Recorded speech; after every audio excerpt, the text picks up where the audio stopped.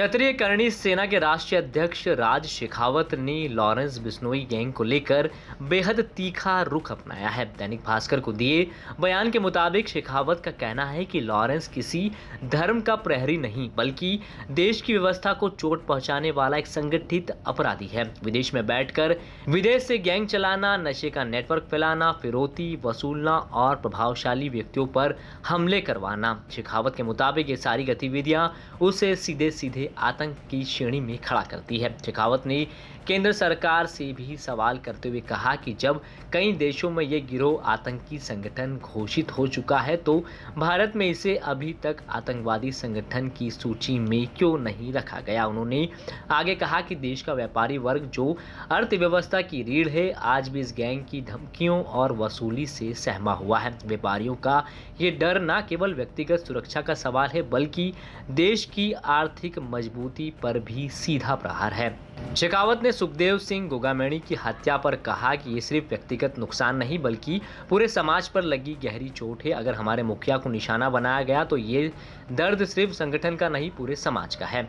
बता दें कि क्षत्रिय करणी सेना के राष्ट्रीय अध्यक्ष राज सिंह शेखावत ने इससे पहले लॉरेंस बिश्नोई का एनकाउंटर करने वाले पुलिसकर्मी को 1,11,11,111 रुपए का नगद पुरस्कार देने का ऐलान किया था। राज शेखावत ने गुजरात से वीडियो जारी कर यह घोषणा भी की थी। बता दें कि हरदा कांड पर करणी सेना भोपाल के खुशीलाल ग्राउंड में अपनी 15 मांगों को लेकर बड़ा क्षत्रिय क्रांति सम्मेलन कर रही थी। उनकी मांग थी कि हरदा प्रकरण में कलेक्टर और एसपी को निलंबित किया जाए, जिस पर सीएम हाउस से करणी सेना को 10 दिन में कार्रवाई करने का समय दिया है। कार्यक्रम की आज अध्यक्षता कर रहे इंदर सिंह राणा ने एक बयान दिया है कि हम भोपाल को नेपाल बना देंगे अगर हमारी मांगे पूरी नहीं होती। क्या मानते हैं आप इस बयान को? तो गलत क्या कहा वो? गलत क्या कहा? यदि सत्ताधीश पार्टियां, ठीक है, यदि इन युवाओं की जो मांग है उनको समझते नहीं है, सुनते नहीं है, उस पर काम नहीं करती है, तो फिर युवा तो साहब युवा है, क्रांति है, आग है, उसके अंदर तो आक्रोश है। और युवा यदि बिगड़ गया, युवा यदि दिमाग में सेट करके बैठ गया तो 1 मिनट का काम है साहब, ये सब सल्ट देंगे।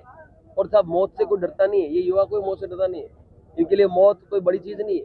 और यदि परिवर्तन, व्यवस्था परिवर्तन के लिए, यदि समाज के उज्जवल भविष्य के लिए, देश के नागरिकों उज्जवल भविष्य के लिए यदि हमें शहीद भी होना पड़े तो साहब क्या फर्क पड़ता है? मृत्यु तो एक दिन आनी है, कोई अमर है क्या इस दुनिया में? साहब मरना है, लेकिन यदि आप मरते हो ऐसे विषय पे तो साहब आप तो शहीद हो गए, आप तो अमर हो गए साहब। तो हमारे जो युवा है पूरी तैयारी में है, यदि न्याय नहीं मिलता है तो वोट की चोट तो देंगे ही, और जरूरत पड़ी तो साहब विधानसभा में भी घुस के और जो तांडव हमें करना है वो तांडव भी हम करें। हमें बुलाया गया था और 25 तारीख तक की हमने डेडलाइन रखी है कि 25 तारीख के पहले आपकी मांगों का निराकरण लाएंगे और सीएम साहब वापस आपको बुलाएंगे। आज सीएम साहब कितनी मांगों को? 10 मांगों को लेकर।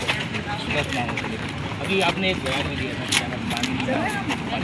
जी, 10 दिन का टाइम मांगा है तो 10 दिन का टाइम तो देनी चाहिए। बनेगा क्यों नहीं बनेगा? अगर मांगे नहीं मानी तो बनेगा, क्योंकि आप क्रमबद्ध तरीके से आंदोलन। फिलहाल क्षत्रिय करणी सेना का कहना है कि अगर कार्रवाई नहीं हुई तो करणी सेना 25 नवंबर को भोपाल में बड़ा आंदोलन करेगी। भोपाल से ही धर्मेंद्र साहू की रिपोर्ट एमपी तक।